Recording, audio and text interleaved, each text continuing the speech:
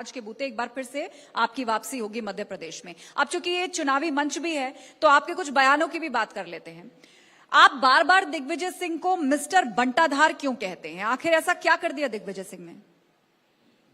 देखिए, सवाल किसी व्यक्ति का नहीं है। दिग्विजय सिंह जी जब मुख्यमंत्री थे उस समय मध्य प्रदेश दुरावस्था के कगार पर पहुंच गया था और इसलिए उस कालखंड में जो अभावग्रस्त राज्य था, जो दुरावस्था थी, उसके कारण इस प्रकार की संज्ञाएं दी गई थी। अब चूंकि दिग्विजय सिंह जी कांग्रेस के नेता हैं, वो कांग्रेस के लिए काम कर रहे हैं, तो जब भी कभी बात आएगी या चुनाव आएगा तो सब लोगों की आलोचना करना है तो दिग्विजय सिंह जी की भी आलोचना करना पड़ेगी। अच्छा, ये बताइए, छिंदवाड़ा का गढ़ भेदने के लिए आपने क्या रणनीति बनाई है? छिंदवाड़ा किसी का अकेले का गढ़ नहीं है। कमलनाथ जी का गढ़ कहा जाता है। छिंदवाड़ा मैं भारतीय जनता पार्टी परसिमन से पहले विधानसभा की 8 सीटें उस जिले में हुआ करती थी। कमलनाथ जी उस समय भी एमपी थे और भारतीय जनता पार्टी 8 की 8 सीटें छिंदवाड़ा में जीत चुकी है। इसलिए वो किसी एक व्यक्ति का गढ़ है, ये गलतफहमी हम लोगों को निकाल देनी चाहिए। लेकिन मध्य प्रदेश में भारतीय जनता पार्टी छिंदवाड़ा सहित 230 सीटों पर चुनाव लड़ने की तैयारी में है और हमारी कोशिश है कि हम बहुमत वाली सरकार बनाएंगे। इस चुनावी मौसम में बीजेपी की तरफ से एक शब्द का बार बार इस्तेमाल किया जा रहा है और वो है करप्शन नाथ। इस पर क्या कहेंगे आप? स्वाभाविक रूप से कमलनाथ जी बहुत लंबे कालखंड तक केंद्र सरकार में मंत्री रहे। मध्य प्रदेश से उनका रिश्ता सिर्फ तकनीकी रूप से ही था, बाकी मध्य प्रदेश में उनकी कोई भूमिका नहीं थी।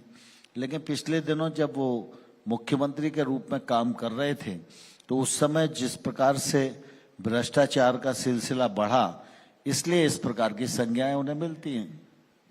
अच्छा, ये बताइए, मध्य प्रदेश में सीएम इन वेटिंग कौन है? मध्य प्रदेश में भारतीय जनता पार्टी चुनाव लड़ रही है। भारतीय जनता पार्टी में सामूहिक नेतृत्व का भाव है। सभी कार्यकर्ता, प्रदेश का नेतृत्व, केंद्रीय नेतृत्व के सानिध्य में पूरी शिद्दत के साथ चुनाव लड़ रहा है। यहाँ पर न सीएम का झगड़ा है, न सीएम इन वेटिंग का कोई झगड़ा है। लेकिन यहां पर शिवराज भी हैं और महाराज भी, तालमेल बिठाने में कोई दिक्कत तो नहीं है? मैं समझता हूं भारतीय जनता पार्टी विचार आधारित और कार्यकर्ता आधारित राजनीतिक दल है। जो व्यक्ति विचार से जुड़ेगा और अपने को कार्यकर्ता समझेगा, उसी की स्वीकार्यता इस पार्टी में बनती है। मध्य प्रदेश में चुनाव प्रबंधन की एक महत्वपूर्ण जिम्मेदारी आपको दी गई है, तो बीजेपी को जीत दिलाने के लिए नरेंद्र सिंह तोमर का फॉर्मूला क्या है? मैं भारतीय जनता पार्टी का कार्यकर्ता हूं, इस पर मुझे गर्व है।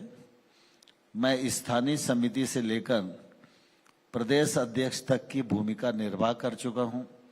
आज पार्टी ने मुझे केंद्र में भूमिका दी है, लेकिन जब चुनाव का समय है और पार्टी ने मुझे काम सौंपा है कि मैं मध्य प्रदेश में रहकर मध्य प्रदेश की कार्यकर्ताओं का सहयोग करूं और इस चुनाव के युद्ध में अपना योगदान दूं, तो निश्चित रूप से ये मेरे लिए बहुत ही प्रसन्नता का विषय है और मैं काम कर रहा हूं और मेरी कोशिश है कि सभी कार्यकर्ताओं के साथ जो कार्य हैं उन कार्यों के क्रियान्वयन में समन्वय रहे और हम हर कार्यक्रम का सिलसिलेवार ऐसा क्रियान्वयन करें जो कि हमारी जीत में सहायक हो। चुनाव चाहे विधानसभा के हो या लोकसभा के, महिला वोटर्स पर खास तौर पर फोकस है बीजेपी का। अब देश में महिला आरक्षण की बात हो रही है, प्रदेश में भी आपने लाडली